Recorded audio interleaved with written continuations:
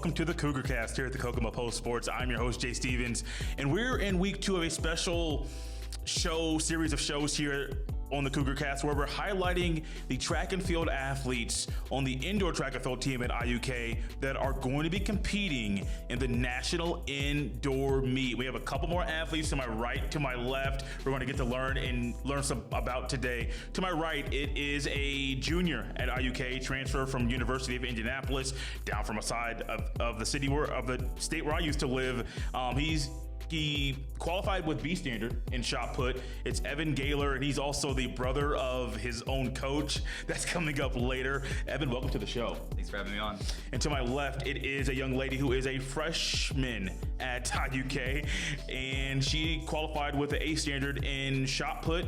Was also, I do believe, River State's Conference Indoor Thrower of the Year, Field Athlete of the Year. Field Athlete of the Year. It's Sydney Duncan. Sydney, welcome to the show. Let's stay right there as I'm stumbling over my words already. River State's Conference Indoor Field Athlete of the Year. What does it mean to get that award in your first time competing at IUK? I mean, I was just super excited that I even had the opportunity to be nominated for the award, because typically, as a freshman, you don't have that level yet, so you don't really get put forward for that. So just the fact that I did that. That's amazing. I mean, I think about that too. I think about freshmen or even sophomores in college. It's not just being freshmen, but people that maybe are sophomores, and you're like, hey, maybe I'm just climbing a ladder and eventually junior or senior year, I'll get that. But it's huge, and it's a great accomplishment for you now to get that motivation and the shot put. You're also good in weight throw as well. Which one's your favorite event? Shot is definitely my favorite. That was a pretty quick response. Yeah. Why is that? Shot was also my favorite in high school. Okay. It's just hasn't really changed yet, so. Did you guys do the weight throw in high school? Okay. Was it, let me guess, shot put and discus? Yes. Okay, no javelin. No javelin, no weight, no hair, just shot and disc. This young man over here to my right is an individual who is being coached by his brother, and that's one that I didn't really realize when I first heard your name, Evan. I didn't realize your brother was, one, your coach, or two, what he did accomplishments-wise at the school. What does it mean for you to be coached by your brother right now this season? You know, I'm very lucky.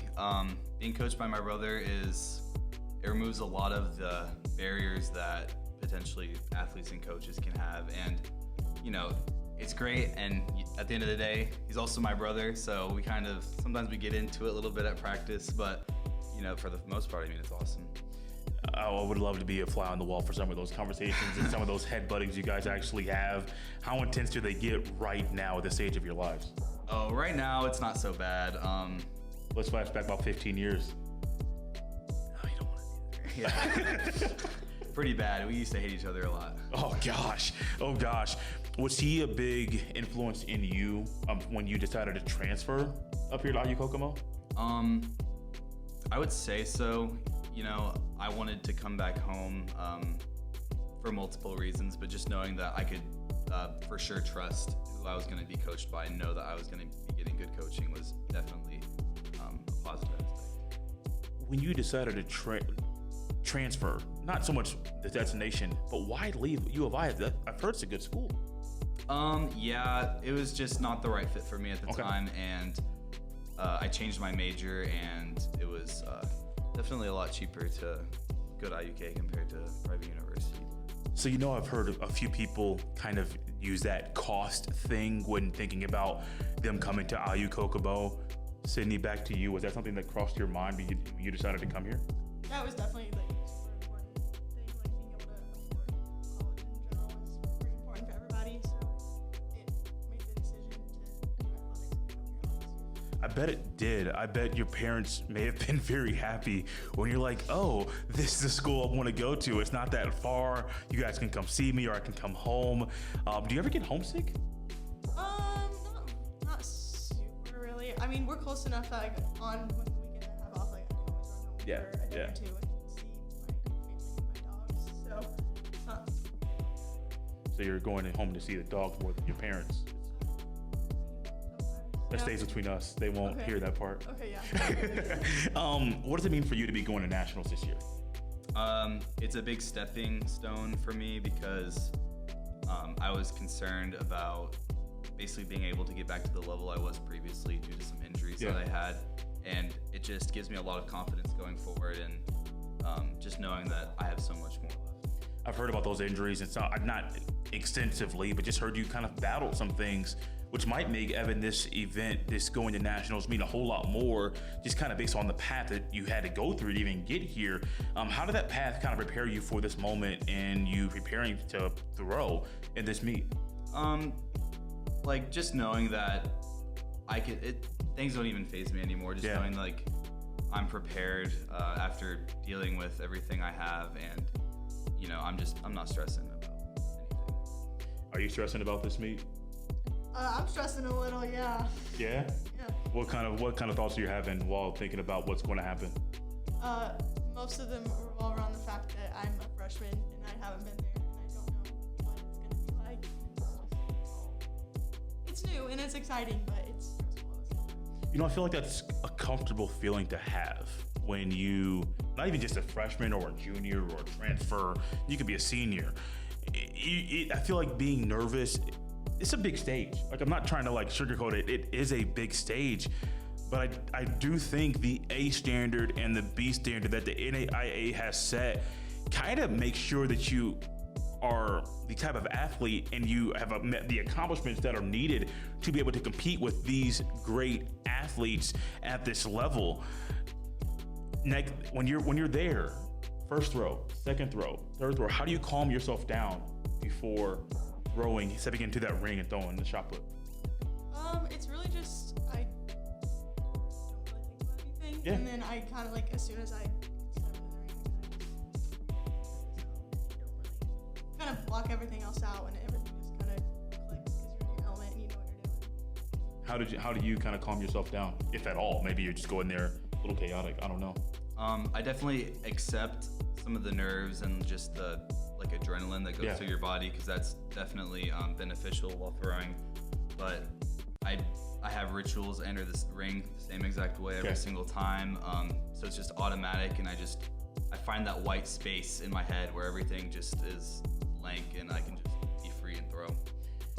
Are there ever any mental blocks? You go into a zone, you get a little white space, going to come back to you with the same thought. Do you ever have any mental or maybe roadblocks that kind of make it harder for you to get to that white space? When you foul your first two attempts, it's very difficult because then you have one left and you have to get a good mark in if you want to make the final. And that is a big test. That happened to me this year already, and it's happened to me before. And I just remember I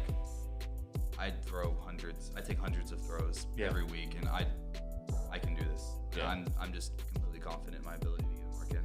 How do you handle those roadblocks? I don't really know yet. I think a lot of it is just you have to believe in yourself and how you know what you're doing. You can't let what everybody else is doing dictate how you perform. Last thing here, we're kind of asking everybody some type of question like this.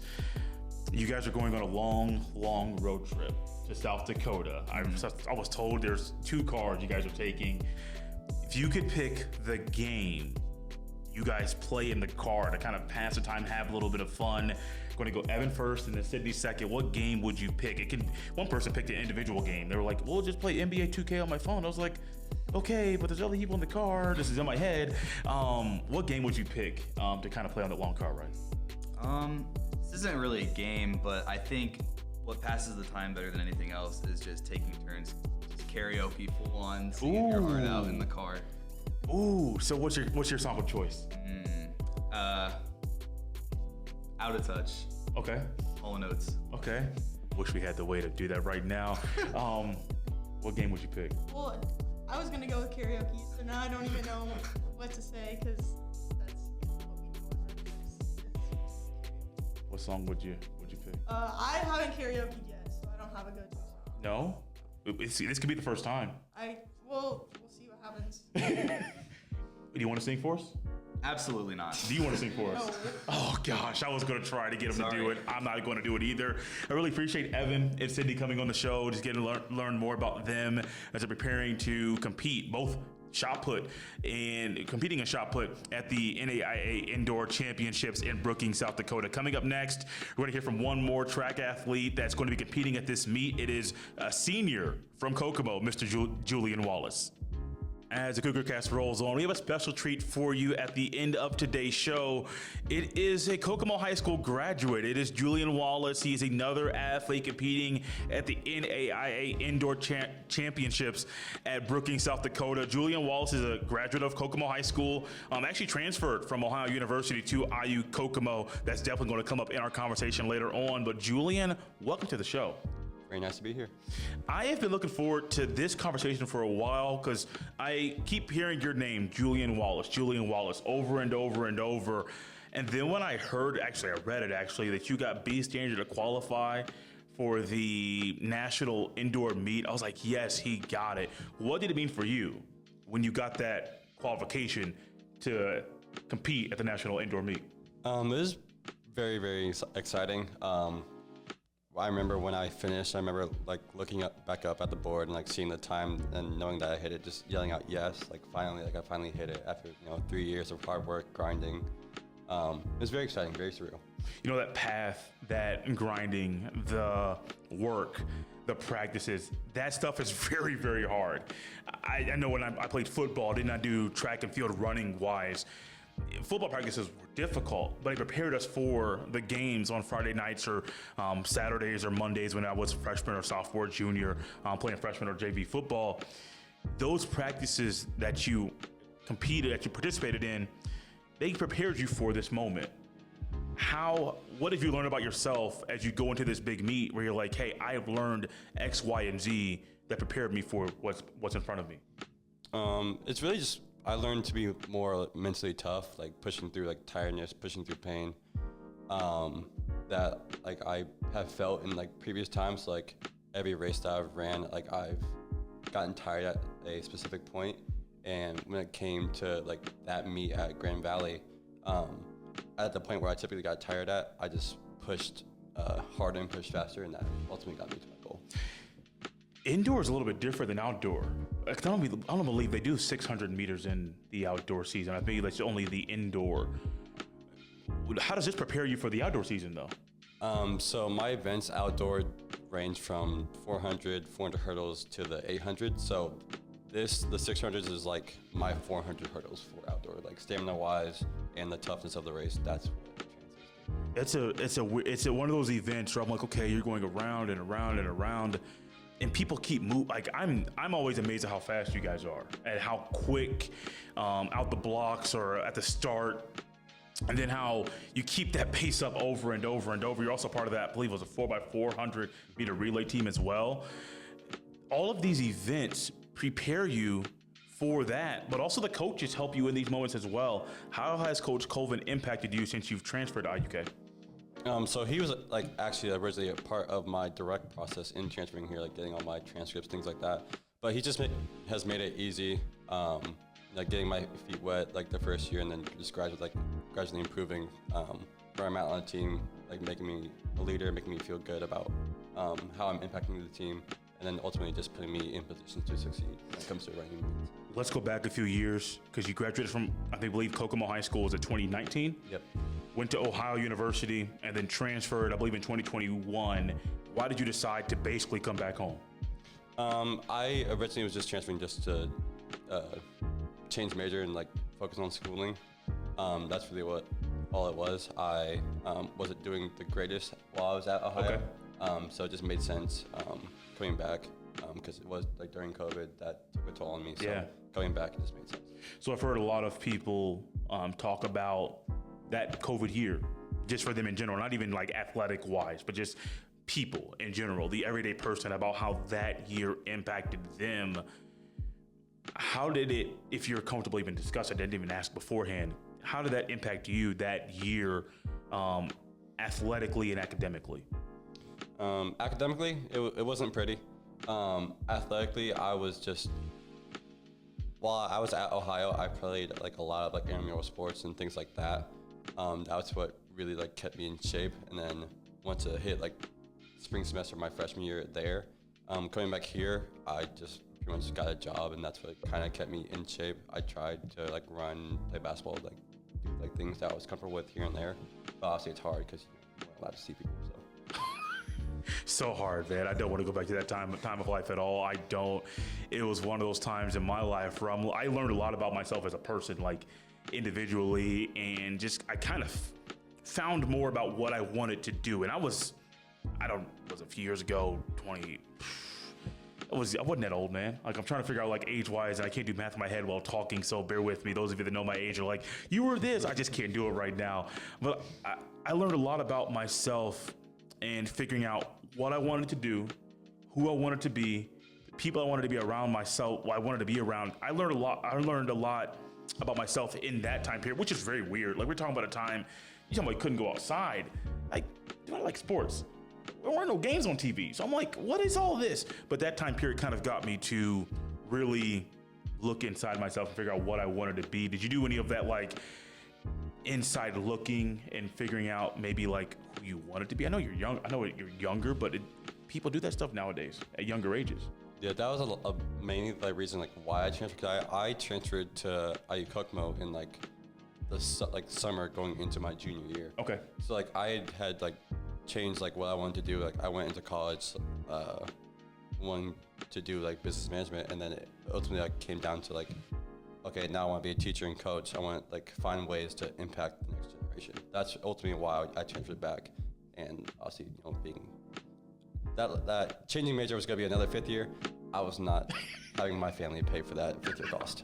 So that's very nice of you. That's very nice of you. They would have been like, well, we'll do it because we love you, but we don't really want to. Yeah.